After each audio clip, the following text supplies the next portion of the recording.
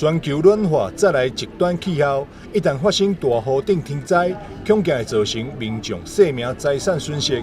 因此，防灾救灾等措施甲应变，就是政府部门上注重的项目之一。为落实推动防救灾整备甲应变，台南市民政局25日伫南区区公所举办8区签订联防支援的协定。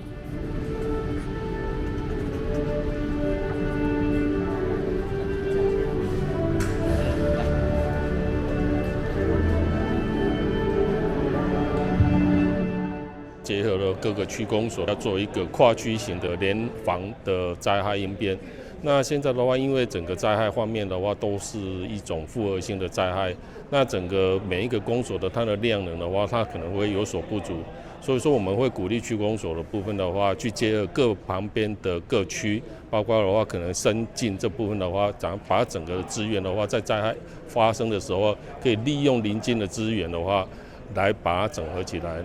有说到的话，远亲不如近邻，也就是说，我们透过近邻的这个方式的话，把旁边的能量结合起来，在第一个当下的话，可以互